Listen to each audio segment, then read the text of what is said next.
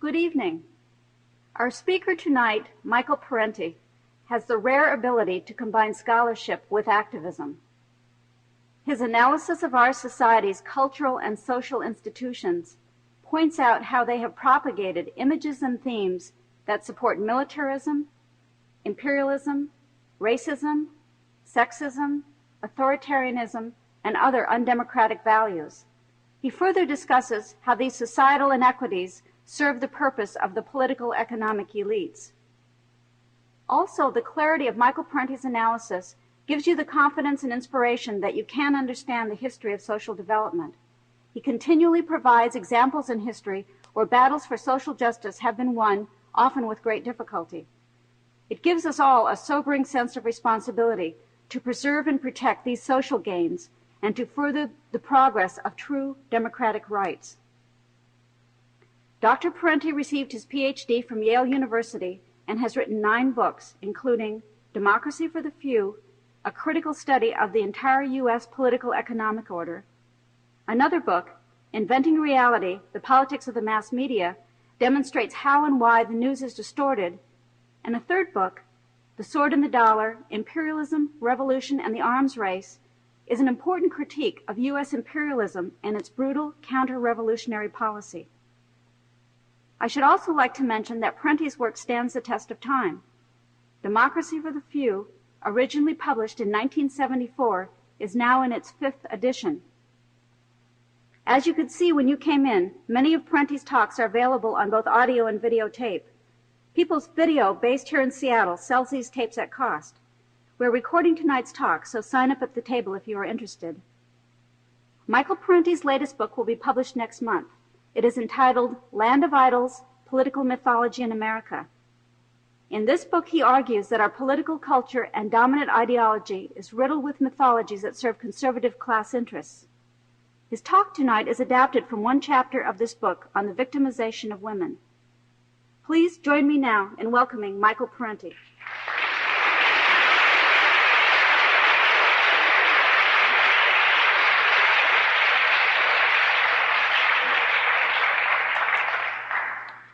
Thank you very much. I'm not known for being at the cutting edge of feminist work. Most of the women's struggle in recent years, as you know, almost all of it has been waged, launched, organized, fought by women, and defined, and much of the theory also has been developed. And that is, as it should be, that it's time for women to be doing the talking and men to listen. I noticed in recent years, though, people were saying to me, why don't you write something about the women's struggle? And I pleaded a division of labor, although in Democracy for the Few, the very first edition, 74, it was the only study in American politics that actually, it was the first one, I should say, that actually had stuff on women in the law, women in voting, and a number of other things, the struggle of women in it. But I never saw myself as someone who should be doing that, and that it was very important for women to be doing it. I've changed my view because I think it's very important for men to be giving attention to this subject, because the women's problem is men, you know. The women's struggle involves men, and men have to really be actively thinking and joining in that struggle and continuing to listen. Well, I'll begin with a question that was asked by Sigmund Freud. He said, what does woman want? It's a very famous question. It's been used again and again, usually ironically. And after listening for decades to the tormented histories of his female patients, Freud, the patriarch, still wasn't sure what they wanted. Now, what women want is what most of us want, the opportunity to live decent, fulfilling, loving, and secure lives. And before all that, women want something else. They want to stop being oppressed and victimized by men. And they also want to stop being victimized by the social order that has been created. It may not just be a particular man, but it may be a patriarchal social order. In most societies, women have been relegated to subordinate positions.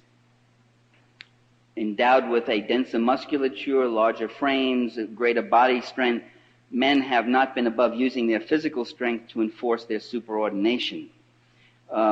In addition, you know, women have been burdened by a protracted pregnancy period, protracted lactation, and often the dependency of children on women have often made women dependent on others. Such biological differences might make male supremacy possible, but not inevitable. I mean, they're a necessary condition for abuse, but not a sufficient cause. Not every male mistreats women. I mean, all adults are stronger than children, but not every adult abuses children, although we find there are a lot more than we had thought. Other conditions have to obtain. According to one theory, much of a patriarchy gets more widely established as a real cultural and social force with the advent of surplus property. That is, when you move from early tribal subsistence society to developed horticulture society, you get surplus. With surplus, you get possessions and such. In the early hunting societies, for instance, there was an early horticulture. There was a relatively non-possessive enjoyment of children, a non-exploitative relationship between mates. Generally, I don't want to idealize these societies, over-idealize them. There was no private property other than personal effects and utensils, or weapons, things like that. And women often played a surprisingly prominent role. Morgan's classic study of the Iroquois society, of ancient society, which very much impressed Engels, one of the discoveries was how the Iroquois women played a dominant role in the decision-making councils and the like. With the emergence of more developed horticulture and the advent of landed property, private profit was now possible. Family lineage and identity and possession gets tied to land and to wealth. The labor of women and children itself becomes a source of accumulation. There are some early theorists like Osborne Ward who says the first practices of slavery began in the patriarchal family, were affected on women and children by the patriarch, which is, shows you the confluence of gender and class oppression right from an early start. Women themselves become possessions in that kind of system. Their labor and sexuality becomes controlled in the service of profit and family and property and marriage. With class society comes the whole-scale subjugation of women. That's one of the theories. And I think it's a pretty fair approximation. I'm not saying it can't have some redoing in it and whatever else, but it makes a lot of sense. I would also argue something else more immediate, that people exploit other people because they get something from it. They benefit from it. It's advantageous to them. Whether you are the plantation owner who has slaves, or the feudal lord who has serfs, or you're the male who's exploiting women, or you're the boss who's exploiting workers, there's a reason you do it, and it's not because you're kind of hung up and you're not in touch with your inner feelings and you can't cry. It's because you like it, you enjoy it, you get a lot of good things. You live very well from it. You live very well off the labor of others. And I would say that female subjugation exists because it has worked to the advantage of males. It's a rather unpresupposing proposition, and yet it's amazing how people get startled that it works to the advantage of males. It's important to say that because today there's a lot of talk about how men are victimized by their own sexism. They cheat themselves out of mutually gratifying relationships. That in the long run would be better for them if they didn't do these things. Maybe so, but nobody lives in the long run. They all live in the here and now. And in the here and now, we mustn't overlook the fact that patriarchal dominance provides its own gratifying privileges. The traditional patriarch has women who do all the drudgery work and child rearing, who tend to his personal needs, submit to his sexual desires, do not question his right to extramarital indulgences, are economically dependent on him, who supplement the social production and even the family income, provide subsistence labor, unpaid, much of it important and totally unpaid, and who have no defense against his tyrannical commands and his more corrupt impulses. The husbands, fathers, and employers who have reaped the benefits of this victimization over the centuries and to this day have not noticeably complained about feeling deprived of the deeper gratifications that come with gender equality, no more than have the pimps who live lavishly off the labor of their victimized prostitutes. Male dominance, I think, extends beyond the family into other social institutions. Just like racists, just like class oppressors, the male supremacist develops an array of myths to justify their advantages. Oh, what do you have, a conspiracy about this too, Parenti? I mean, you think they sit there and they consciously say, oh, how can we keep women in their place in line? Yes, yes, yes, yes. Read Ann Jones' book. She has a very delightful preface, a book called Women Who Kill, and she says, all the literature in this field takes pains to say, I'm not positing a conspiracy theory. This is just the cultural mores, this is something that just kind of happened in inertia below evidence. They all make pains to say, well, I'm not saying that men have consciously conspired. She said, I want to say men have consciously conspired. All you got to do is deal with the law, deal with the police, deal with the political structure, deal with Orrin Hatch, deal with these people. Are you telling me there's no conscious conspiring? You're sitting there watching these guys on TV? Yes, of course they consciously. How do you think people maintain hegemony? How do you think they consciously think of how they can keep you in your place? They're thinking just as hard as feminist fighters and revolutionaries are thinking how to get out of it. And they have a lot more resources in many cases. So like the racists and like the class oppressors, the male supremacists developed this whole array of myths through the ages. Female subordination has been treated as a manifestation of the natural order of things. By the way, that is the common trait of all these oppressions. If you read the feudal lords, they will tell you the serfs naturally belong there. That is their place. It's the way it is. The Chinese landlord class used to have the phrase, the sun cannot rise in the west. And it meant that you peasants could no more change places with me or hope to better your life than you could expect the sun to rise in the west. It just doesn't happen. That this is all part of the natural order of things. And to develop that, they enlist folklore, religion, philosophy, science, literature. I mean, science is, the way science is, I was just reading, the way science has been enlisted in the support of racism, for instance, as you know. I was just reading George Templeman Strong, the patrician in the 19th century, who was saying, it's amazing, we have black people who are running businesses, writing literature, organizing organizations for their liberation, doing this, doing that, and this, but science comes in with a precision, a commanding precision to tell us that they are incapable of doing these things. And we must listen to science, even though science has been changing its hypotheses for the last 25,000 hypotheses that they've had. I mean, actually, I'm not making it up. This is what he said. And it was kind of interesting to hear that from a, uptight New England patrician to have that awareness of the pretensions of science being rolled out here to tell us who should be in what place. Literature, philosophy, I said, Aristotle, 2,000 years ago or more, tells us, 2,450 years ago, quote, so is it naturally with the male and the female. The one is superior, the other inferior. The one governs, the other is governed. It was all very self-evident to Aristotle. Holy Scripture, the Bible, is wonderful if you're looking for quotes on this. It reveals that God is not only a male, but a male supremacist. Genesis 3:16, thy desire shall be to thy husband. But I suffer not, let the woman learn in silence with all subjection.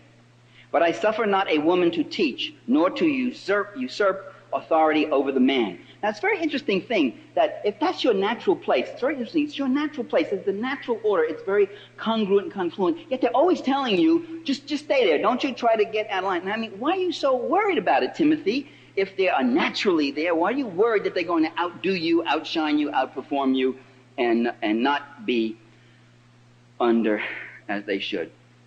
Feminist protest and rebellion, as you know, is not new. There's a famous letter I'm sure many of you have read, written in 1776, a letter to her famous husband, John Adams, written by Abigail Adams, who urged that the laws of the new nation shall, quote, remember the ladies and not put such unlimited power into the hands of the husbands. Remember, all men would be tyrants if they could. Why then not put it out of the power of the vicious and the lawless to use us with cruelty and indignity? And she's using some pretty strong terms here about male-female relations. She's talking about the vicious and the lawless to use us with cruelty and indignity.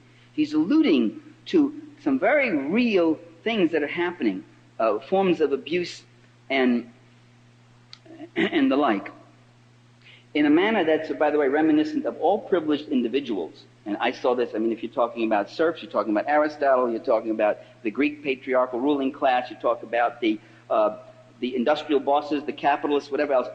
In all cases, they have the same trait, and John Adams did the same thing. He responded by using a technique that is very, very common. You'll see it all through history. He simply reversed the roles of victim and victimizer. And he wrote back to Abigail as follows: "As to your extraordinary code of laws, I cannot but laugh. We men have only the name of masters, and will not give up this, which would completely subject us to the despotism of the petticoat." You see, he is suffering from the despotism of the petticoat. So they consciously know where their interests lie. In the 19th century, political leaders, educators, and clergy thought females were creatures of emotion and innately unqualified to vote.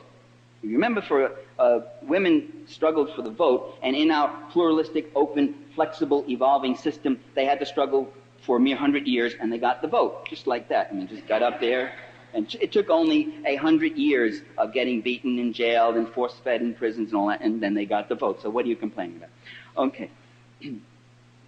Women really weren't qualified for the vote, and this was a big issue in the 19th century also. I mean, incredible outpouring of literature about why women couldn't vote.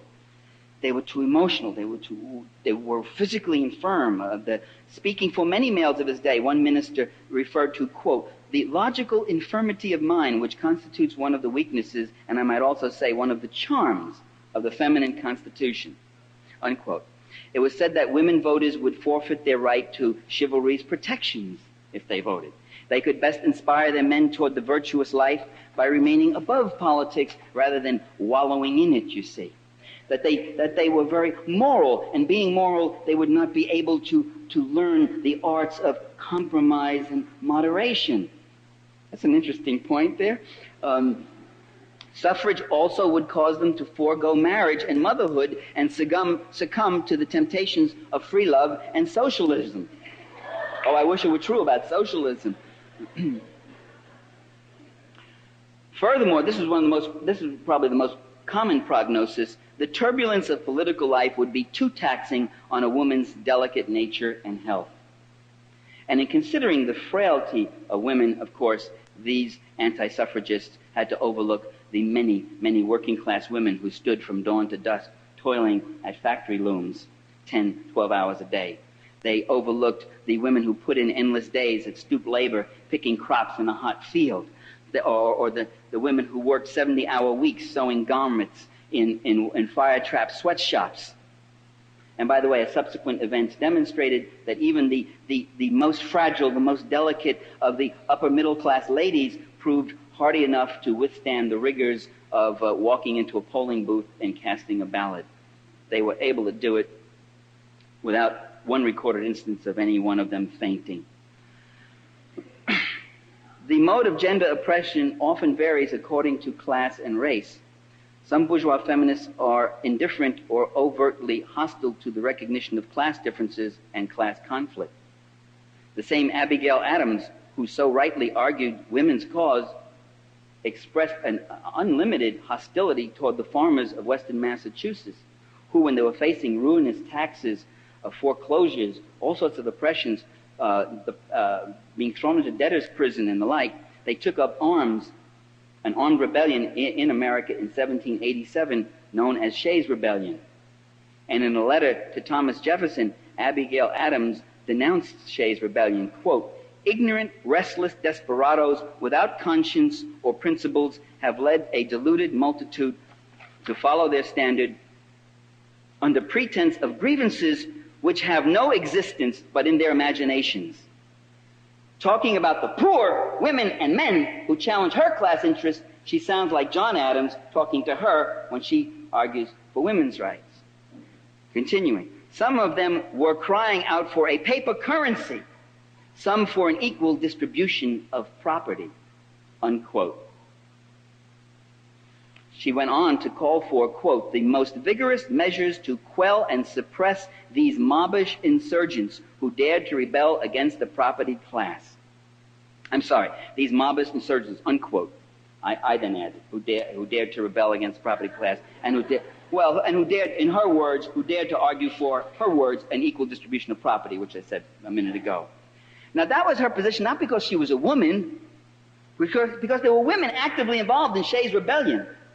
There were women, farmers' wives, who were out there, loading the muskets and fighting and standing in front of the courthouses and opposing the debtors' prison. There were women in that fight too. She opposed that because of her class. Similarly, the French novelist George Sand, who defied 19th century conventions, she smoked little cigars and she wore men's clothes, and she demanded equality for women. But she denounced the revolutionary women and men of the Paris Commune, and the women played a very prominent role in the Paris Commune. Les incendiaries, they were out there causing the fires and all that right out on the battlefront. She denounced them, those who fought against the class privilege she herself enjoyed. Quote, the mob is composed in part of dupes and fools, in part of the most degraded and criminal elements of the population. Nothing but a lot of coarse clowns. That's a terribly insensitive way to talk about people who are fighting, putting their lives on the line because of oppressive economic conditions. So when push came to shove, the otherwise iconoclastic Georges Sand showed her bourgeois colors and her class bigotry, demonstrating once again that wearing pants is no guarantee of wisdom or fairness.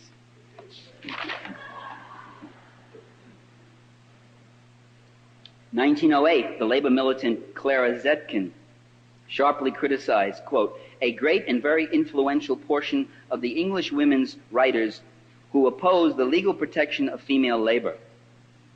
Anne Sullivan, the teacher of the famous Helen Keller, criticized the Boston Brahmin women who advocated female suffrage and abolitionism, and yet they treated their Irish servant girls like dirt.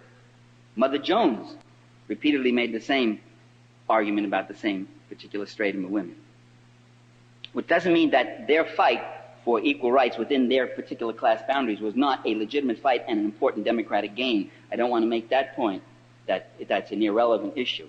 Because through the 19th century in most states of the Union, women could not hold office or vote. They could not sit on juries. They were barred from medical schools, law schools, postgraduate training, either by law or custom. They didn't have legal custody of their own children, or legal ownership of their own earnings, or any other property, or any inheritance. But if a woman got an inheritance from her father, he died, it became her husband's property. Anything acquired before or during the marriage, these all became the husband's. The point I'm making, that fight for legal equality, that fight which involved these Boston Brahmin women, all these other women, that was a very important and very real and legal fight. But it was a limited fight, because for millions of female wage workers who owned no property, they had no hope of inheritance, they had no hope of a higher education, they had no hope of going to law school. Such grievances were, and by the way, such grievances still are, not the most urgent ones. Today, low-income women are far more heavily burdened by toil, drudgery, want, and illness than women or men of more affluent means. They enjoy far fewer, if any, opportunities for travel, advanced education, leisure, creative work, career advancement, and financial independence. They have less access to good maternal and medical services and child care. As one class-conscious white feminist put it, quote, working class life is demeaning not because its culture or values are inferior, but because of the lack of money, lack of opportunity, lack of job responsibility, lack of respect, lack of power. In short, because of oppressive treatment of the working class by the higher classes, unquote.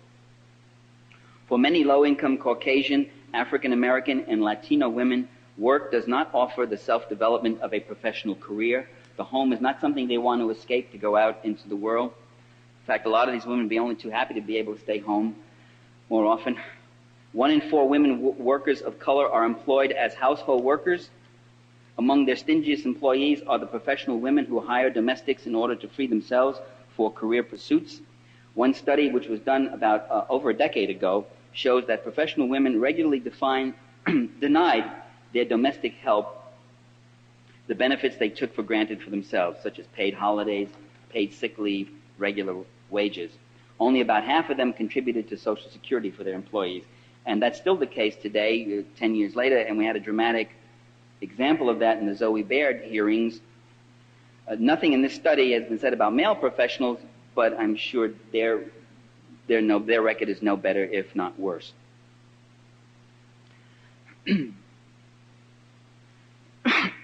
For many low-income women,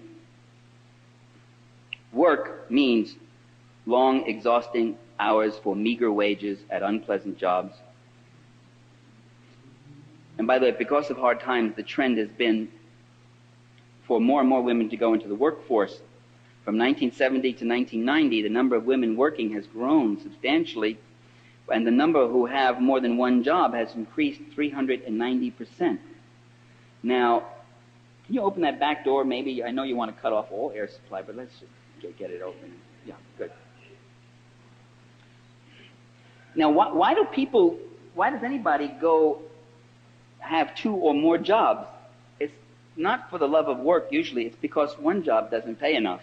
It's really as simple as that. So women are working more and working harder for less. In sum, what I'm saying here is that the mistreatment of women knows no class boundaries, but it is more pernicious among economically deprived groups, just as the mistreatment of men is too. Oppressive class conditions and gender mistreatment reinforce each other. This double oppression of gender oppression and class oppression becomes a triple oppression when we include the racism that low-income women of color have to encounter.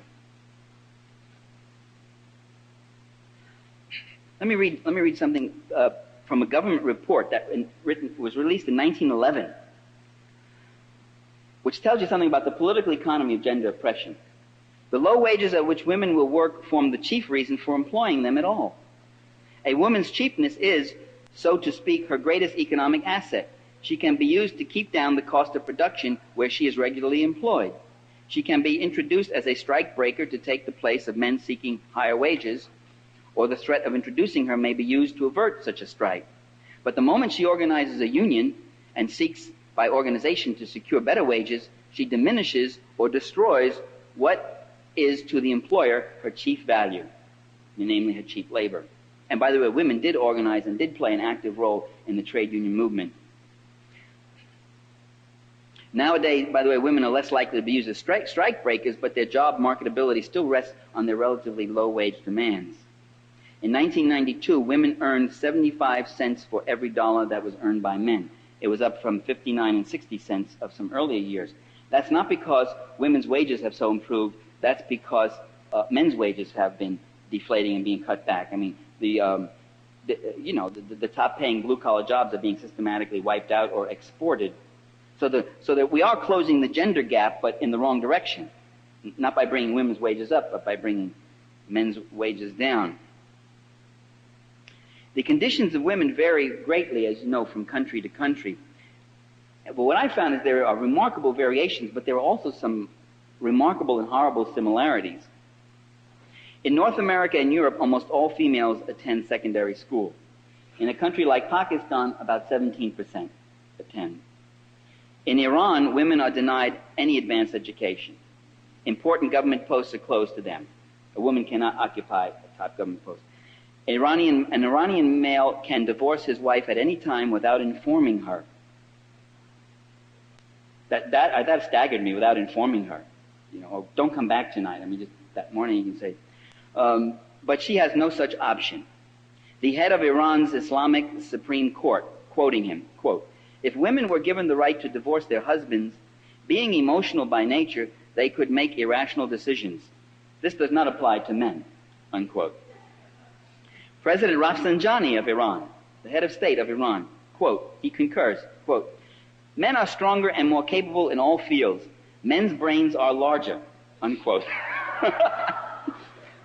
So here is yet another politician who can't tell the difference between his brain and his ego, huh?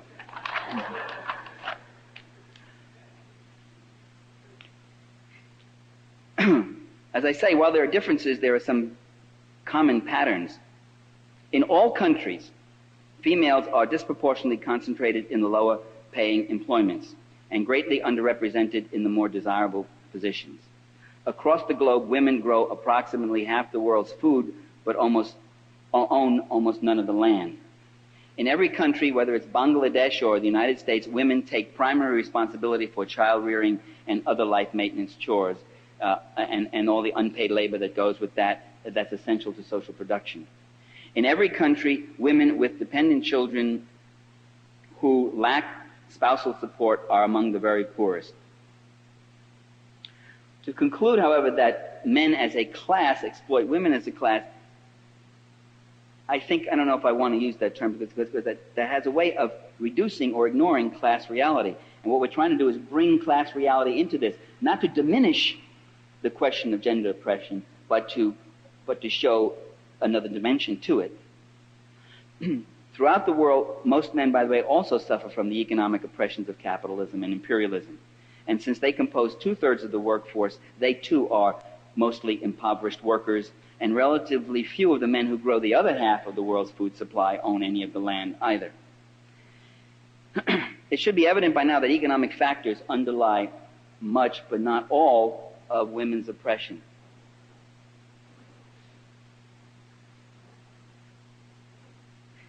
Some writers claim that poverty is essentially gender-based. I'm not sure of that. In wanting to emphasize the seriousness of women's oppression, what often happens is we get into this competition of oppressions. Who's more oppressed? I'm more oppressed than you. I, as a black person, more oppressed than you, as a white woman. Oh, I, as a gay, I'm more oppressed than you. I, as a lesbian, I'm the most oppressed of all because I'm a woman and I'm homophobic. You can go and get a job, but if they knew that about me, blah, blah.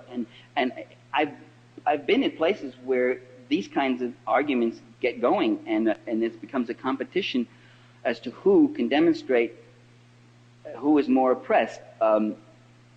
One can understand why. It's because we have scarce resources and limited agendas, and we want to fight, and where do we put our resources, and how do we set up those agendas? But I think it's really, there's a fear, too, that if you emphasize oppression A, you might be not thinking enough about oppression B.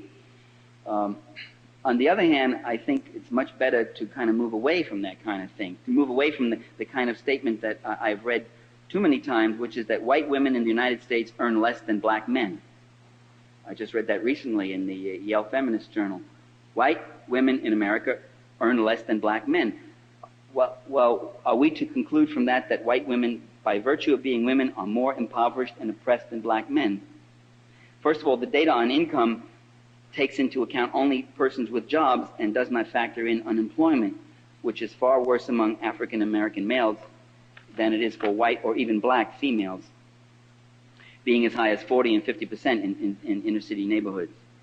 By every other indicator, whether it's high school dropouts, college attendance, homelessness, suicide, drug addiction, incarceration rates, death rates, African American males do not fare as well as white females.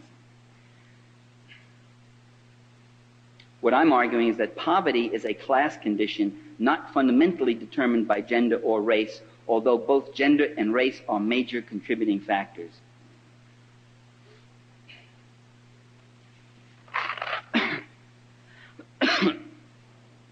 Frequently, we list the underdogs in our society as workers, women, and people of color, as if these were three distinct groups, as if all workers were white males. But people of color and women of all colors are highly concentrated in the laboring class. They too are workers. This is not to deny that race and gender present their own particular imperatives, and I'm going to talk about some of those in a few minutes. It's to note that class is a broader and more inclusive designation than normally thought. The various modes of gender, racial, and class oppression. What I'm arguing is that we talk about gender, race, and class. What I'm saying is that gender, race, and class are themselves. Those modes of oppression are within a totality, a system of power, which itself is a class system, which itself is based, a social system of power that is itself based on class. And we're not talking about just class, but class power. And we should make a distinction here between class, meaning income, status, lifestyles, and those things, which is what people usually think of when they refer to class, and class as a relationship to the means of production, class as a relationship to who controls and expropriates the surplus value of labor, who gets wealthy off it, who uses that immense wealth who controls the other social institutions, and the like.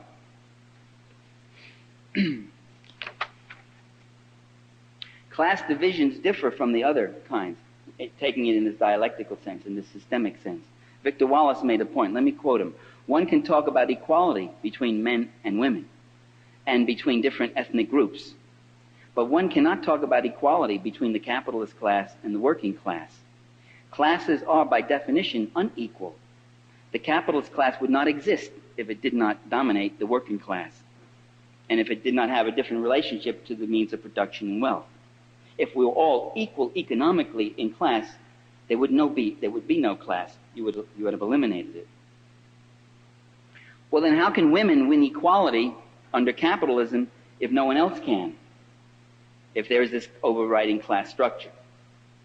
Well, for one thing, they could fight to end the super exploitation they endure.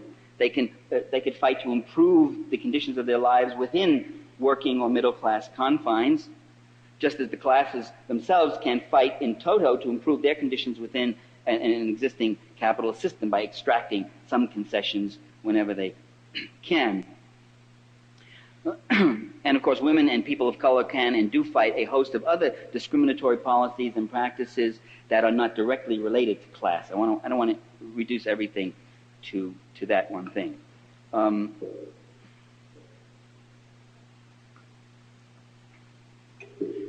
There are some who argue that gender oppression is the most essential. It is the what's the term? The substructure, the patriarchal substructure. That mode of oppression is the most essential oppression from which all other oppressions are derivative. Again, this becomes the competition of oppressions, sort of.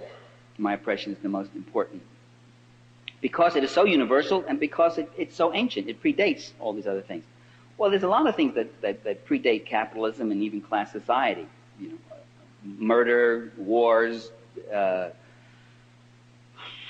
authoritarian states, maybe racial oppression. Maybe they don't predate class society, but they certainly predate capitalism. You wouldn't try to explain history and say that the motive force of history is the oppression of adults over children. There's another mode of oppression that's universal. It goes back to prehistoric times. It's found in every society. Adults have a dominant role over children. But you can't elevate that relationship to the key dynamic, to the primary contradiction in explaining the development of history. That's the only thing I'm arguing. The important question is not which came first, gender or class, but how is capitalism sustained by sexism? And how does it, in turn, buttress sexism? How does it help create new forms of gender exploitation or lend new life to old forms? And here are what I consider some of the links. First, capitalism rewards the impulses of exploitation, accumulation, competitiveness, ruthless self-interest, individualized aggrandizement, scarcity psychology, and the indifference of suffering, the sufferings of the disadvantaged. Such impulses make capitalism conducive to gender and racial oppression and make sexism and racism very functional for capitalism. So it's a very symbiotic thing there. Second, capitalism relies on sexism as a diversionary force. Not only divisionary or divisive, but diversionary force. Conservative leaders will always seize upon, irrelevant foes to channelize popular discontent. And you have had in recent years this whole idea of cultural issues. And you have conservatives getting up and conjuring up all sorts of other issues. Abortion, affirmative action, protecting the traditional family, targeting of pornography, gay rights, questions of sexual morality. In the last election you had an issue conjured up, the overly litigious trial lawyers. Remember Dan Quayle and George Bush fighting that one? I mean, that must have got everybody excited, didn't it? The only people that succeeded in getting excited were the trial lawyers who all voted against Bush. But they're always looking for other issues. They're looking for non-economic issues to distract or cut, to divert you and convince you what the problem is. Those people who refuse to salute the flag, those people who burn the flag, school prayers. These become the issues that they constantly harp on to try to convince you that the reason you might feel the world is falling apart is because of these weird groups that are undermining our moral fiber. Feminists are one of those targets, as you know. They're targeted by conservatives, especially the Christian right, as one of the groups that represent what is wrong with America. Third, another relationship between capitalism and gender and racial oppression is that wealth is accumulated by expropriating the labor power of the worker. The secret to getting rich is not to work hard, but to get a lot of other people to work hard for you. That's how you get rich. Sexism and racism make that expropriation much easier.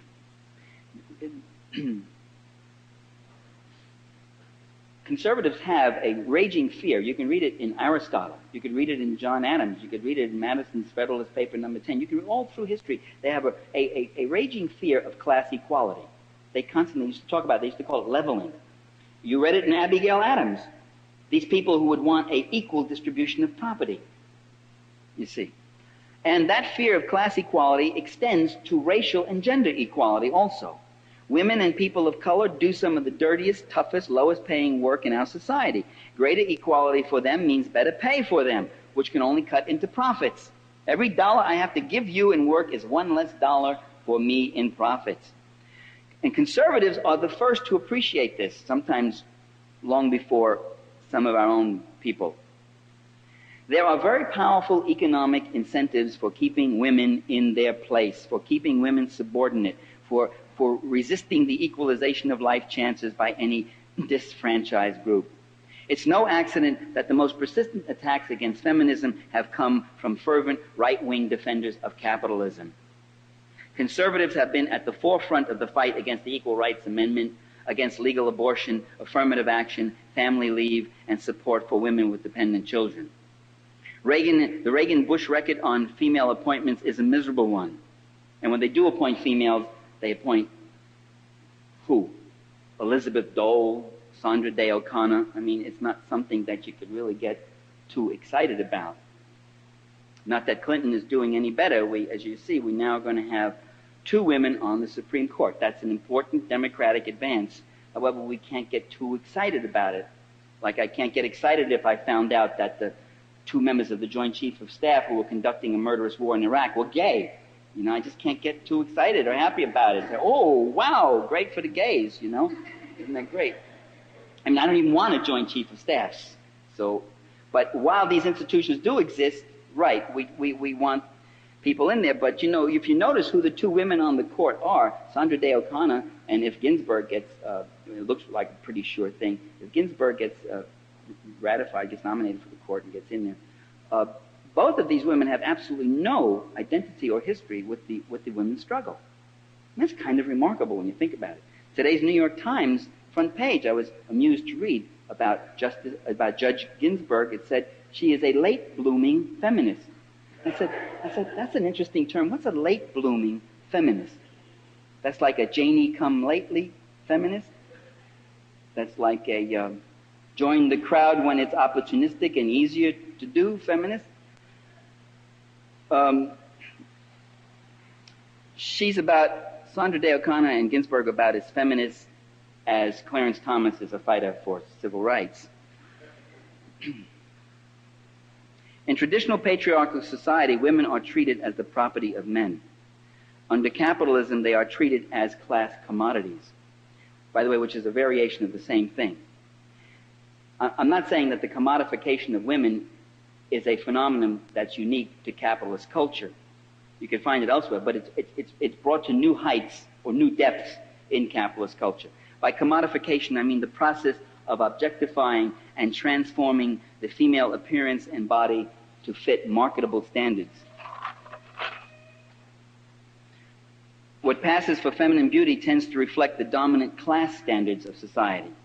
In parts of Africa, the prospective brides, would be put away in these special houses for 6 months, sometimes a year on time, and fed enormous amounts of food until they reached enormous sizes. This would be representation of the family's abundance. That's a class thing. In feudal China, the mutilation by foot binding transformed upper-class women into class commodities who would have neither the capacity nor the need to walk, because they were served by others. A luxury, by the way, that was not available to the peasant women who worked in the fields. When you hear that phrase, oh, Chinese women used to have their foot binded, that's not true. I mean, it's a very small percentage in the landlord class who did. Chinese women who were breaking their backs in the fields never had that grotesque luxury. Turn of the century, white skin was a sign. The whiter your skin, the paler your skin, that was a sign of your class elevation. Women went out in parasols. They wore gloves. They wore broad-rimmed hats. To be out in the sun was something you didn't want to do. Who could afford not to be out in the sun? It was those people who didn't work in the fields or out there, you see. And that was a sign of upper-class beauty. Later on, as being out in the sun became something of the playing traits of the rich and famous, and their boating and their traveling and all this sort of thing, suddenly being out in the sun, summering down in Monte Carlo and all, having a suntan in the middle of December, that became the thing to have. And people who used to not be out in the sun were now baking themselves. In fact, I'm old enough to remember the transition. When I was a kid, we always said, get out of the sun, get out of the sun. I think it was really more for health reasons. I don't think my mother thought I'd be more upper class in that way. But and by the time I was in my teens, already the other stuff had come in, where you grease yourself up and you fry, and you stand out there and you fry and you die from it. But again, these are all class standards. In present-day U.S. society, class-bound standards of beauty, the prototype is feminine beauty is blonde, tallish, very slim, well-tailored, and polished, which, by the way, is a close approximation of the upper-class Anglo-Protestant prototype. In fact, we have a term for that, for those kind of women. They were called classy, or at least in the old George Raff, Humphrey Bogart movies that I was raised on. Classy dame was really great. Meanwhile, millions of ordinary U.S. women seek to fit the idealized mold by subjecting themselves to the mutilations of cosmetic surgery, reshaping various parts of their bodies, or they resort to diets, weight reduction drugs, and fitness centers where they attempt to develop the upper body and narrow the lower body so that the new woman better resembles the old man. Even with styles like the enormous padded shoulders of the TV anchor woman syndrome, which mercifully I think is now going out of style. Shoulders like this. No member of our species that shoulders. For millions of women, the worst of all fates is to be endowed with a ample posterior, an attribute that numerous men find appealing, but which is out of line with the increasingly slim, hip, anorexic image paraded in present-day capitalist culture and pursued desperately by multitudes of women. What I'm talking about here is how people often end up collaborating in their own oppression. Some statistics. The average 5'8" Miss America contestant in 1954 weighed 132 pounds, but in 1980 weighed 117 pounds.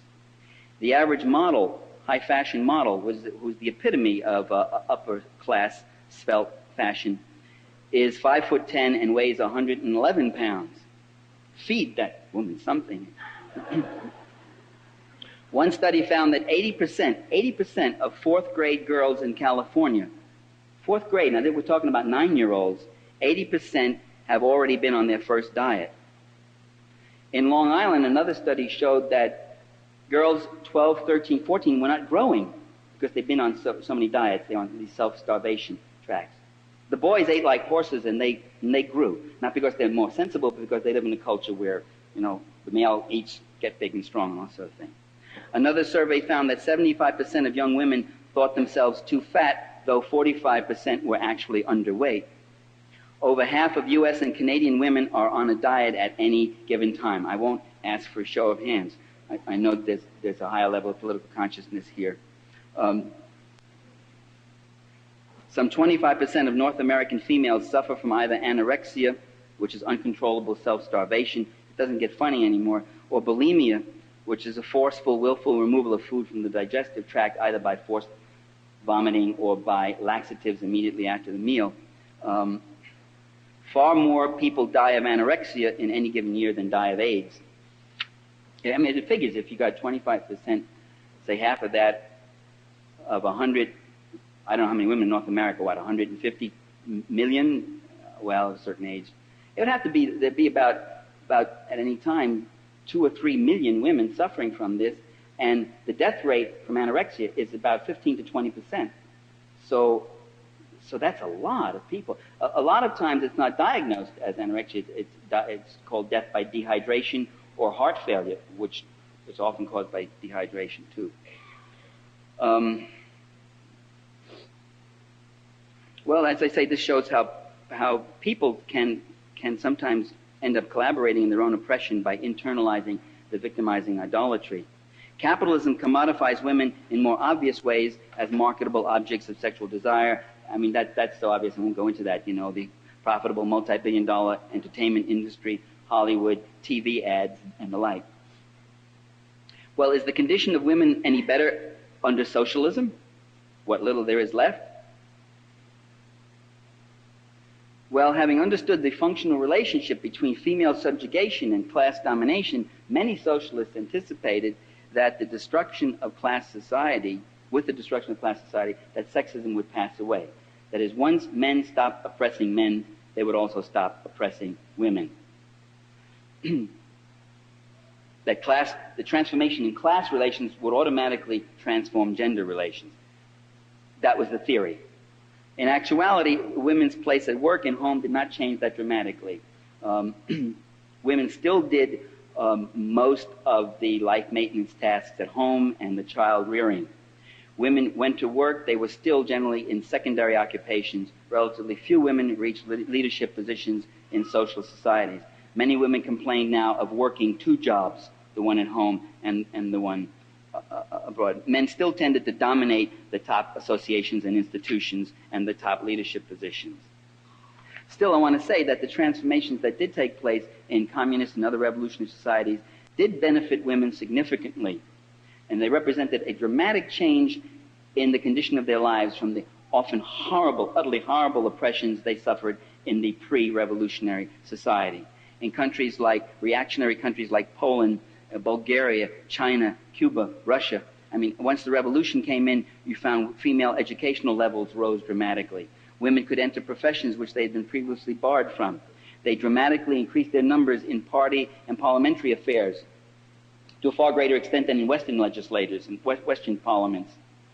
They enjoyed improved health care, especially prenatal and postnatal care, child care assistance, legal abortions, which, by the way, have just been outlawed in Poland and in East Germany for all effects, except for very rare, restricted measures. The Marxist government of South Yemen abolished child marriages. Many of these countries also introduced egalitarian divorce laws. In all these countries, women were guaranteed a right to a job. In communist countries, 90% of all women worked, and prostitution was greatly reduced, never abolished, but it was greatly reduced.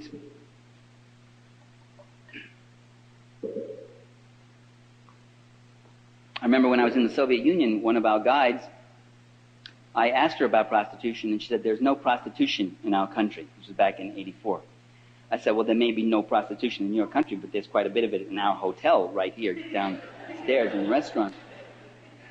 But still, I mean, and then there were a couple of tables of women who were prostitutes, but still it wasn't a major industry. There's still prostitution in Cuba today. But Cuba, before the revolution, prostitution was a major industry. And by the way, prostitution is coming back. I mean, more and more of it, including child prostitution, as conditions throughout the third world get worse, and in the United States get worse, prostitution increases. In Cuba, one of the interesting things you had, and you had it also in the GDR and a few other countries, you had what we call the family codes. They weren't criminal law, but they were enforced as civil law, which said that all adults in the family had equal obligation for life maintenance tasks. And I remember going back to Cuba the second time in '81, I saw a housing project. I mean, you're talking about Cuban men, you know, and they couldn't see each other, but they were like 2 balconies, one there and one over there, and there were these guys mopping. They were mopping the floor. The other guy was shaking stuff out, hanging, and they were doing housework.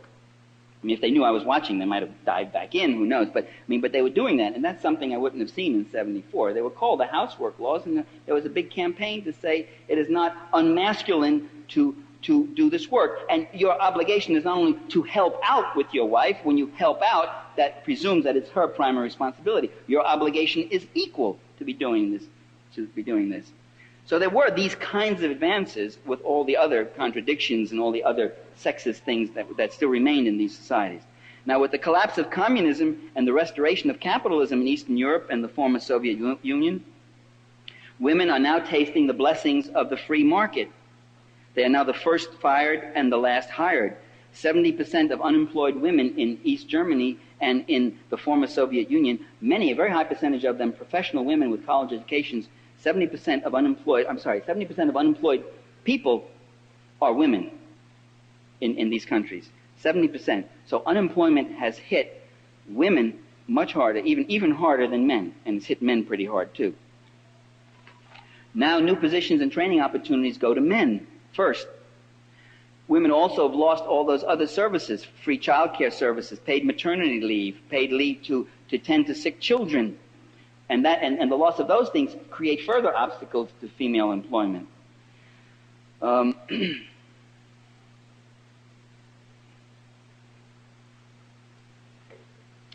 The effects of the reemergence of capitalism in the former communist countries have been catastrophic for the condition of women.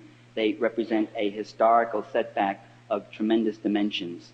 There has been a marked increase in poverty, homelessness, crime, cutthroat competitiveness, profiteering, runaway inflation, unemployment, suicide, and mental illness. And women have suffered disproportionately higher rates. Polish President Lech Wałęsa had harsh words for his compatriots who moaned about the reforms. He said, quote, "You wanted to have America, you wanted the market to function as in America, so we've done that. And it's hard so far." See, he's counseling patients. Wałęsa is now a millionaire, so he can counsel patience, and admirable patience to those who suffer he doesn't suffer any of the things that they do. There's one capitalist bright spot in Eastern Europe, that is, in most of the ex-communist countries, beauty contests are in, pornography is back in a big way, and as I said, prostitution is back in a very big way. So that while having less opportunity at the workplace, women now have more opportunity in the free market to commodify their bodies. There's another mode, this is the last segment I'm going to go, I've been going a bit too long, I'm sorry. There's another mode of victimization for which I think the word sexism doesn't seem sufficient. It seems too mild a term. And I'm referring to the stark brutality and physical violence that's perpetrated on a regular basis throughout the world against millions of women, and I term that male terrorism.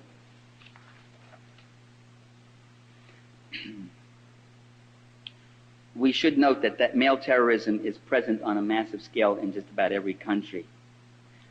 And it seems to be an ubiquitous reality in gender relations, often regardless of class factors, although class may come in as a factor. But we're now here talking about an independent force which must be defined and looked at in that way. Relatively independent. But for instance, throughout much of the world, rape is considered a male prerogative or a crime, not against the woman, but against the honor of her family or her husband. Frequently, the rapist is himself a family member. In the maternity hospital of Lima, Peru, 90% of the young mothers aged 12 to 16 have been raped by their father, stepfather, or close relative. In parts of Asia and the Middle East, the shame of rape is so great that the victim is sometimes, some places where you go so far as to kill the victim, such as Afghanistan. Or she may be cast out as damaged property, too tainted for marriage. In Pakistan, she might be thrown into jail for having been guilty of fornication outside of marriage, even if it wasn't voluntary. One study found that in India, 80% of prostitutes came to their profession after being ejected from their communities after having been raped. In Latin American and Islamic countries, men go unpunished for defending their honor by killing their allegedly unfaithful wives or girlfriends. In fundamentalist Islamic Iran, the law explicitly allows for the execution of adulterous women by stoning or burning or other means. Men may kill their wives, sisters, or daughters for, quote, immorality. In Niger, a country in Africa, self-proclaimed holy men incited mobs to attack women in bars and bordellos. The holy men said that the women's indecent dress and conduct was responsible for the drought. These are the finest theological minds today, perhaps matched only by our own Pat Robinson, who equates feminism and lesbianism with witchcraft and Satanism and cults of violence and all sorts of other festering things in his diseased little mind. An estimated 100 million females in Africa and the Middle East are genitally mutilated during childhood or before marriage, sometimes perishing in the process. Such mutilation practically destroys a woman's capacity for sexual pleasure, and it supposedly frees her from wanton desires. In some countries, women are bartered into marriages not of their choice or murdered so that husbands can remarry for a better dowry. And many of these practices are tolerated or even sanctioned by the governments in which they occur. I want to point out there's an economic dimension to some aspects of male terrorism. Millions of women and girls are kidnapped or sold into sexual slavery, a transfer from the class that can't afford to feed itself to the class that can use its surplus funds to procure whatever sexual services it desires. Many times, the poor peasant family, it's a very common story, poor peasant family selling one of their daughters for whatever, a sum of money which looks great to them, a daughter who they can't figure they can marry off, can't afford it anyway, can't feed her, with the promise that she's going to get a little waitress job in town or whatever else, and she ends up in sexual slavery.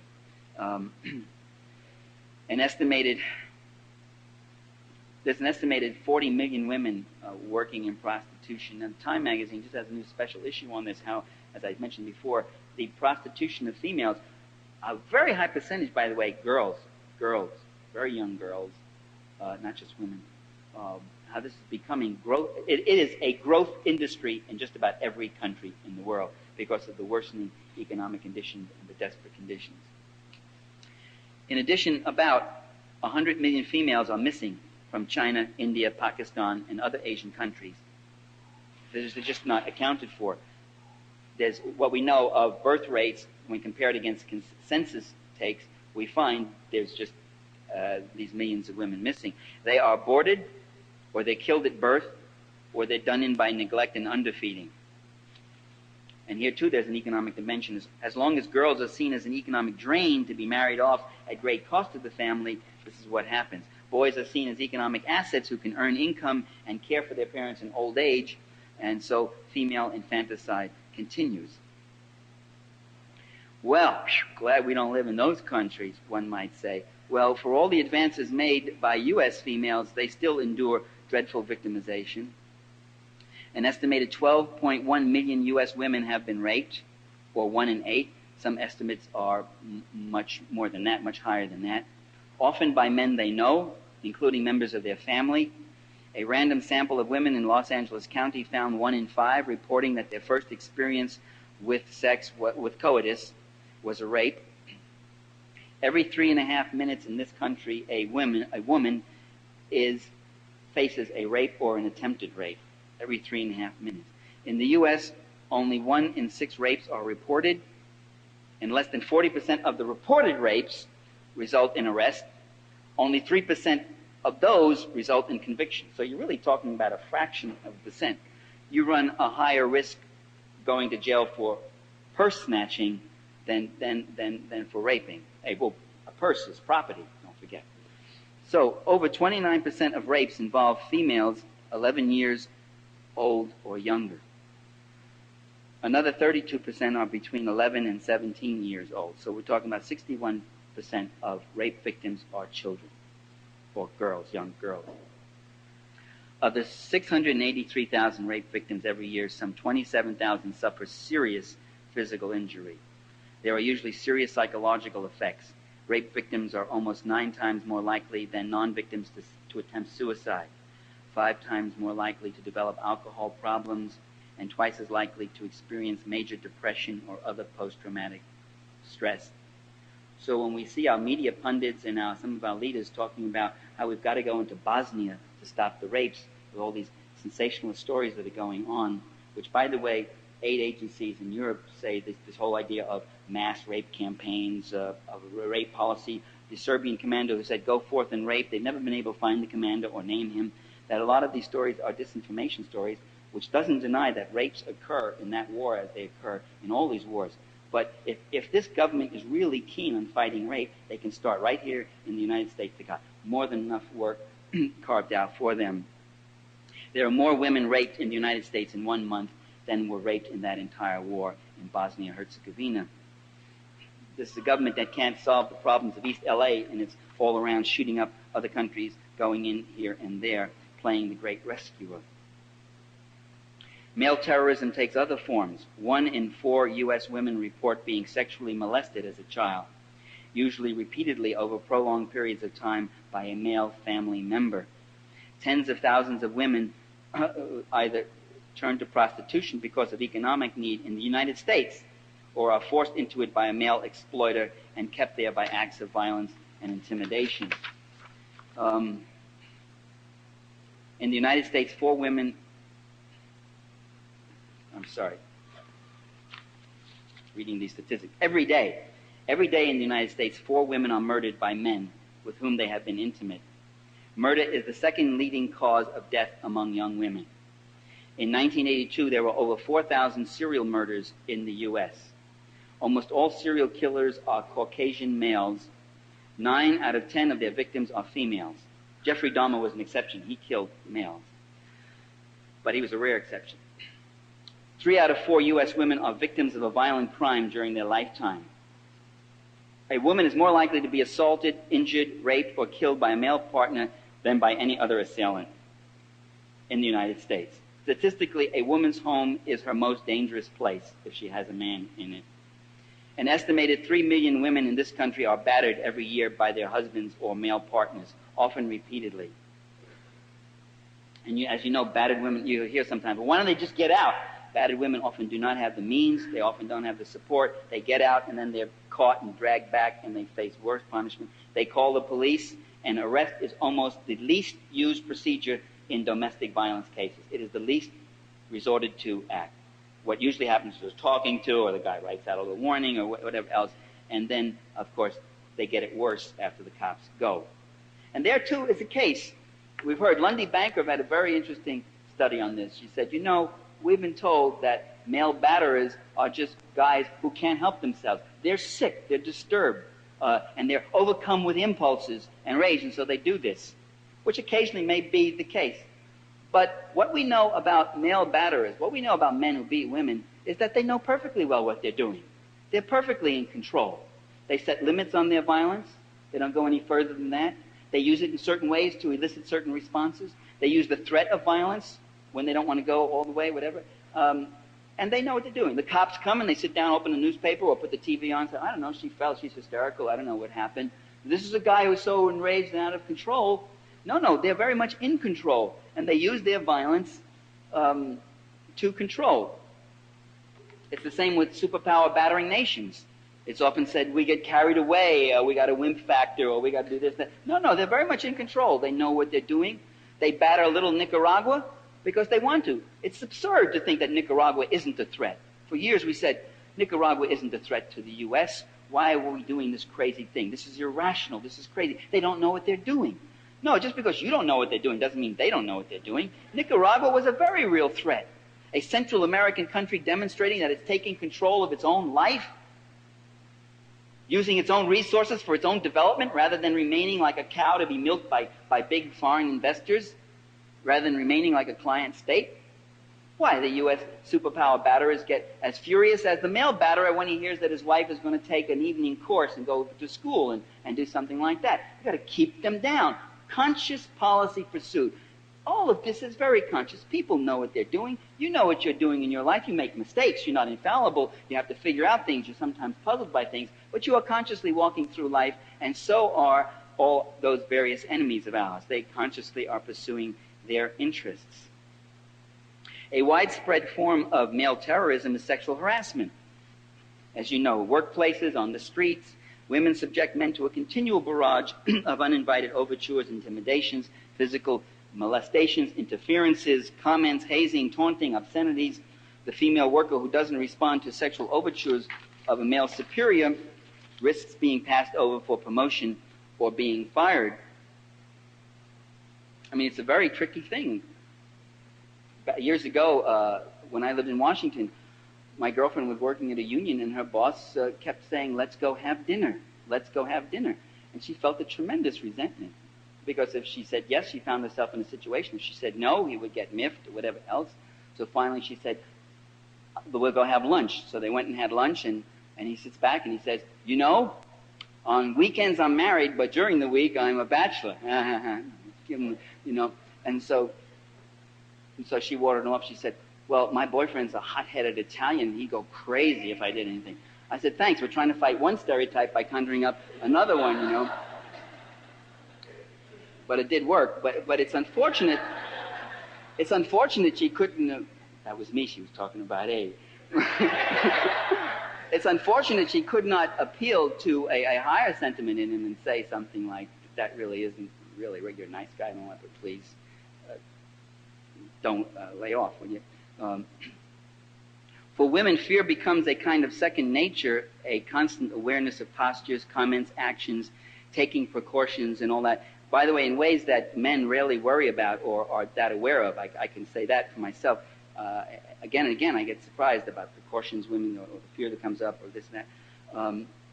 And it's a very real thing. Now, I want to add the positive side very briefly, that women have been fighting back. They've been organizing. They're demanding that both government and society offer protections from gender abuse. And it is not just a psychological problem. It is a political problem. It is a problem of political power to have the law on your side and to have that law used as an instrument that doesn't protect the batterer or collude with him, but that punishes him and stops him. If these guys knew, don't give me the stuff about irresistible impulse, they can't help themselves. That's a lot of baloney. There were Germans in Germany who lived perfectly normal lives until Nazism came in and they got in their party. And they ended up being commandant torturers and doing all sorts of horrible, sadistic things because they had a social system that not only tolerated, but encouraged it and said it was okay. And after they lost the war, they changed their names and fled to the U.S. and spent the next 30 years in some suburban area working in some job, a perfectly normal person with a family. All those irresistible impulses were suddenly not there. In other words, when they couldn't get away with it, they stopped doing the behavior. And if the batterer knew he was going to get 12 to 15 years, if he did that, he would think twice. It would very much be a deterrence. I'm not saying writing the law would therefore change everything, but we certainly do have to mobilize the law. And the target in these areas have to be men, not women. A friend of mine was telling me of a high school program where women are learning these modes of deflection, evasion, self-protection, avoidance of situations, and all that kinds of things, and self-defense and the like. And I'm saying to myself, why should these young high school girls have to learn this? What I have to learn? Why should I have to go through life being a Bruce Lee or warding off fighting? And why aren't there any sensitivity programs for the high school boys? Those are the ones who would need the education. That's where the money should go. Both public officials and individual men must strive to end male terrorism. In the women's struggle, men are the problem. Now, not every male is a rapist or a woman beater, but every male who fails to appreciate the magnitude and utter horror of these crimes and is silent about them is complicit with the criminals. It's time that men give their full support to the women's organizations that are fighting male terrorism and all other forms of sexism. That's what it means, I think, what it means to be a real man. A real man, it means nothing more than to be a decent human being who believes in social justice and fair play and human dignity. Nothing more than that, but that's quite a lot. Thank you very much.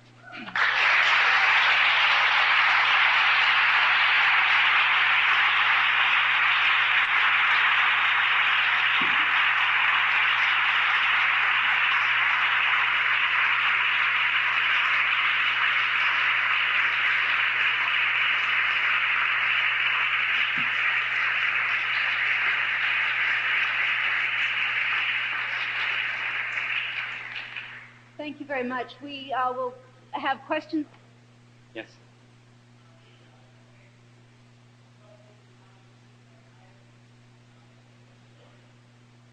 Oh, well, I mean, there's a whole literature on that. The question was, psychiatry oppresses women as well. Well, when I said science, I also meant psychiatry. And could I speak to the question of how psychiatry oppresses women? There are a number of books, including some by women who were patients and who've been victimized, and there's a few good documentaries. The situation still is bad. I mean, there are very few psychiatrists who exploit or mistreat women in various ways. Well, Jeffrey Moussaieff Masson, you might want to look at his books. So he has one called, which is the one thing, Against Therapy, which has a lot in there and citations in there. But that's another whole lecture by someone who would have to be better equipped than I to go into it. In the 19th century, recalcitrant women were declared insane. I mean, you were very likely to get right into the 20th century. Women who rebelled, women who resisted authoritarian fathers or husbands. I have a friend in Boulder, Colorado, who came from a very conservative family, and she decided the Vietnam War was terrible because it was killing a lot of people, and she started demonstrating and all that sort of thing, and then she got arrested, got in a situation with a cop, and before she knew it, she was defined as emotionally upset. Her parents said it too, and she was getting processed into a whole psychiatric thing, and it was going to be committed, or I think had been in part. And then she got religion, and she said, "I believe in Jesus and His guidance, this and that, and all." By the way, it wasn't a ploy. She actually did. She felt that, and the psychiatrist let her go. Said, "She's healed. She's been healed. Thank you, Lord. It can work miraculous cures. The mysteries that God works as wonders." I have her case. She wrote it up for me, but the way all sorts of values are just permeating in there, parading in science. Well, look at the treatment of gays. Do you know, for a century, gays were considered sick people, right? You read Kraft Ebbings and you'll see this guy suffered from this. I mean, I think the only thing worse they feared than gays was masturbation. That somehow it was a real phobia. If you read the turn of the century psychiatrists, they're absolutely horrified about masturbation and pollutions. The patient suffers from pollutions. I'm reading Kraft Ebbing, wrote this book in 1892, just before Freud, or 1880 something. I'm saying, what the hell are pollutions I'm going through? You know what they turn out to be? Nocturnal admissions, or wet dreams, as we call them. And this is like a major problem. That, well, what can we do to heal this poor guy? But for a century, then the other horrible thing was this utter perversion called homosexuality. And they had scientific proof of it. Because, you know, if your whole society says you're sick and all that, and sure enough, you get a guy on the couch and he's saying, "Why am I this way?" And poor patient suffering from his homosexuality. You have plenty of evidence. You have plenty of, quote, scientific evidence showing that the people are homosexually, that homosexuals are sick. And then in 69 or 70, 71, around there, the gay movement went and demonstrated in force, had these sit-ins and all that, at the American Psychiatric Convention. Because in the American Psychiatric Convention workbook there, their medical book, their official listing of things, homosexuality was listed as a disease that we doctors would have to cure. And these guys had signs saying heterosexuality can be cured, or, you know, why aren't your disease, or this and that and all so forth. And there was this great militant confrontation, and that year the psychiatrists turned around and deleted homosexuality as a disease, deleted it from their list of diseases. Now that I thought was just as weird. I said, wait a minute, what's so scientific about that conclusion? You just did it because some gays came in and kicked your ass and made you do it. So it wasn't scientific when they called them sick, and it's not scientific when they don't call them sick. It was a political struggle of people fighting for the democratic rights, which changed the mind of these, quote, scientists, you know, these empirical scientists. It's a terrible charade.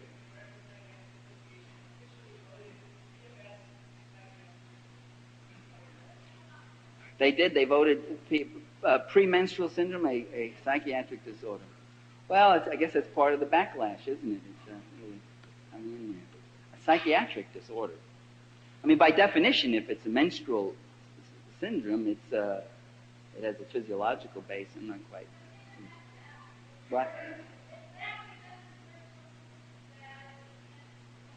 Yeah, I agree. I'm not even sure that PMS is what they say it is, that women supposedly become so dysfunctional, or so that, I mean, some months may be a little worse than others, but that's true of men too.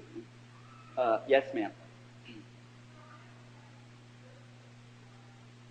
Well, that's another statistic which shows the distortion. Did everybody hear that? That 1 out of 8 women may die of breast cancer or may get it. Will come down with breast cancer, and yet most of the scientific investment research it goes for male illnesses and all that. Well, I mean, I could have gone on. That would have taken a long time. There's a lot of things. Also, how illnesses are diagnosed, and what kind of treatments and what doctors recommend that's often gender-based. It's also class-based sometimes. How people of educated background are treated, and how poor, illiterate people, and there are also studies show racial differences, that certain treatments and procedures are more likely given to white middle-class people than to black people or whatever. Yes.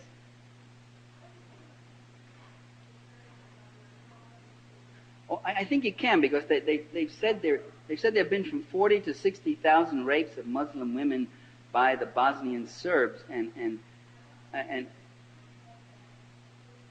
I just told you that's in the media. Those figures have been around. 40 to 60,000 Muslim women have been raped, and the Bosnian Serb militia is only about 35 to 40,000.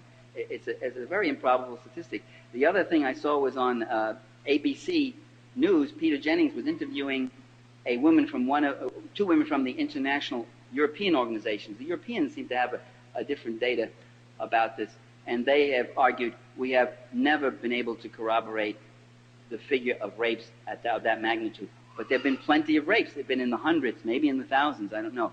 But my point was, I believe that issue is being used very deceptively and opportunistically to demonize the Serbs in order to justify a military intervention, if an intervention was coming. I mean, do you really think our leaders are concerned about the rape of Bosnian women? That's a hypocrisy. That's all I meant. And the proof of that is that they do very little about rape in America. That's the point, which I believe is a far greater magnitude. Yes. Yes, miss.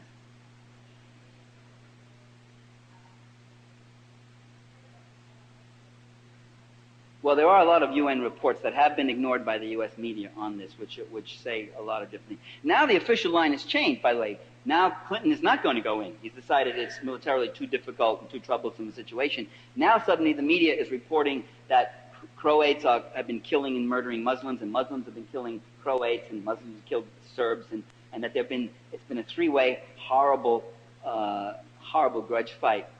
But I don't want the U.S. to go in that fight. That's all. Look what happens when they go into Somalia. I mean, Boutros Ghali made the point when he said there have been more people killed in Luanda, Angola, in one day by Jonas Savimbi, that fascist, and his UNITA forces, aided and financed by the CIA. More people killed in one day of fighting in Luanda than in the entire siege of Sarajevo. The San Francisco Examiner a couple of weeks ago said the siege of Sarajevo has been, the present siege is been intense. A new attack. A new attack has been launched by the Serbs on Sarajevo of a magnitude and intensity unequaled before. So I'm reading. I said, how many people are killed? You get down to paragraph 10, 9 people killed. Now, 9 people is 9 too many. I mean, I'm not making light of that. And 35 wounded.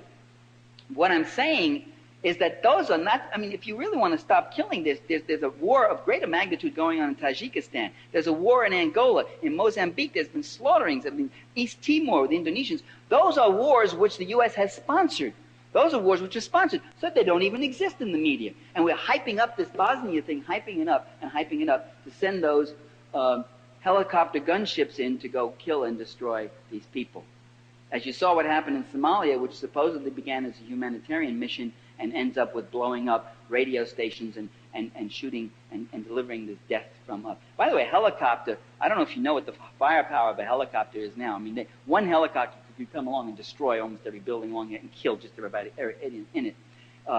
They have 102 millimeter cannons on these helicopters now. They have a 3-barrel Gatling gun, 2 of them in front. Each one can shoot 640 rounds a minute. I mean, 640 rounds a minute, it just literally cuts every single inch. Nothing survives. I mean, and that's what they're using in Somalia against these people, against these black people, who never invited them in for their humanitarian aid, never asked them to come rescue them. So what I'm saying is I think it's very outrageous and opportunistic to hype up the rape issue in Bosnia. There have been rapes in every war, and rape should be, by the way, rape already is a war crime under the Geneva Conventions. Women are not to be raped. That is a war crime. To make it a crime against humanity would maybe be the only positive outcome of this. What I'm saying is that's a very opportunistic thing. It's like George Bush when he invaded Panama, and he talked about that American officer and his wife who were detained by the Panamanian Defense Forces. And the guy was roughed up, and he said, and they brutally, verbally assaulted his wife, brutally assaulted his wife. And I'm not going to stand by while an American woman is being treated that way in the big rescue. I mean, this is the guy who's coming out against legal abortion. This is the guy who's doing everything he can to stick it to American women. And suddenly, he's very opportunistically parading himself as the great rescuer of women. And to see some people on the left get jerked around by the Bosnia thing like that, you've got to say, wait a minute. These are the same people who gave you Grenada, Panama, and have lied to you about every other thing.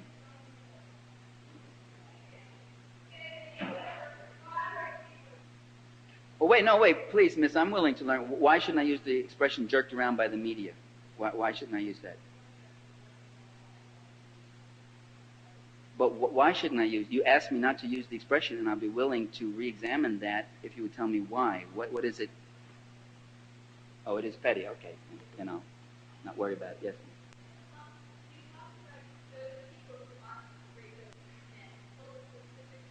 No, wait. If you're seeing somebody beaten up and you don't do anything, you're complicit. Oh, I see. Right.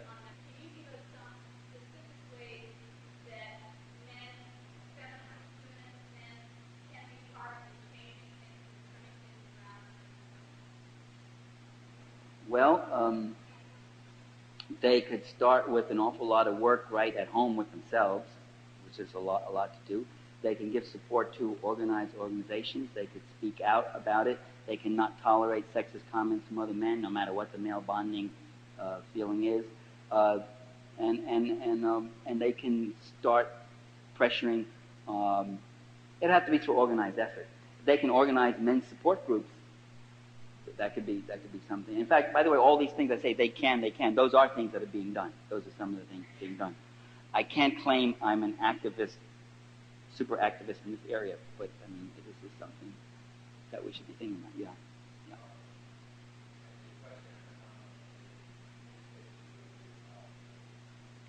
What's the? If I could ask you, what is your track record in terms of cure? Because my impression is that the rate of recidivism is very high, and the rate of cure is very discouraging. That you get the concept of the insightful rapist. He says, "Oh, now I understand. Yeah, it was this. Yeah, my grandmother, my mother. Yeah, this, that. And I'm this way toward women." And then he's out of the program, and he continues to rape. And so I was just wondering, what was your what encouragement do you see? Did everybody hear that?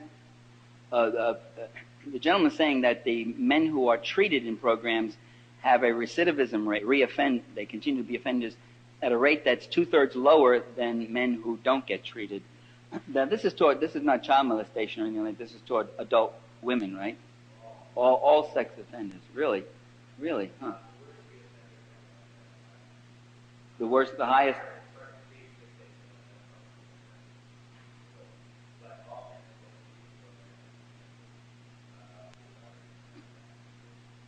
He said the worst, the ones who have the highest rate of repeat and the hardest ones to treat are male pedophiles. That is, adult men who are fixated on boys. Pedophiles, boy. Right? No, that's pederast.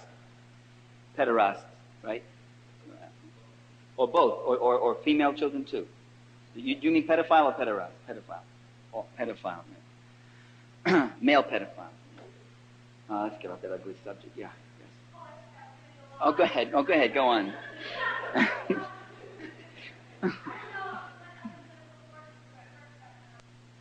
You're asking why I wrote this, why I did this now. It's a chapter. What you heard was a good part of a chapter in a new book that's coming out called Land of Idols, and it deals with, as I think Sally Soriano said in the introduction, it deals with how class, race, and gender are misrepresented, interrelated, used, for mutual exploitation. And what I tried to do today was maybe give an emphasis on the political economy of gender oppression. Tried to show what that dimension is. If I didn't do it really clearly enough and link it smoothly enough, I'm sorry. I mean, as I was going through it, I could see deficiencies, and how they really have to theoretically be sharpened and developed. But that's why I did it. I also did it because I kept hearing from various people that I should write something on this, and I also did it because it seemed like I should, given I did so much on race and class, and I should draw those same links, and there had been things kicking around in my head. And by the way, once I read it, I think there's almost nothing in there which is absolute news to any of you, right? I mean, you didn't get up and say, what, all those rapes? I can't believe it. And I didn't either. But I must tell you, as I went through that literature, it had a staggering effect on me, and it brought this issue up much more, in my consciousness, and makes me much more. I guess I'm a late blooming feminist. Yes, Dick. Yeah, it's a form of violence against male infant children. Circumcision is, right? And I had a fight with my wife at that time not to have my son circumcised. I said I don't want that to happen. I don't agree with it. Yeah, but what?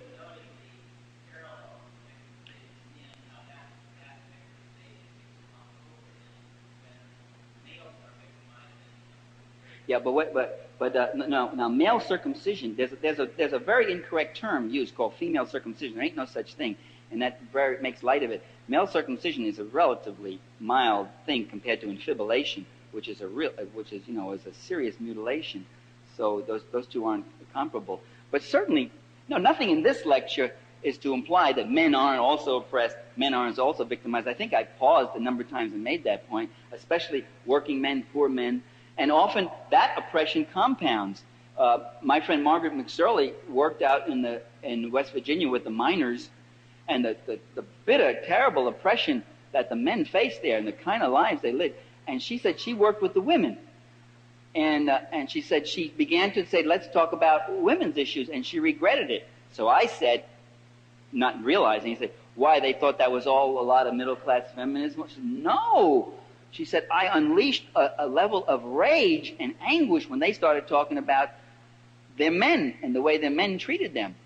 And they would give descriptions of the guy coming home, his best friend just crushed to death in a mine accident, blind drunk, and he beats up his wife, So, I mean, how oppressions lead to other oppressions and how oppressions get compounded is a very real thing. And so, to be sure, we have to look at how men, too, are oppressed in this whole thing.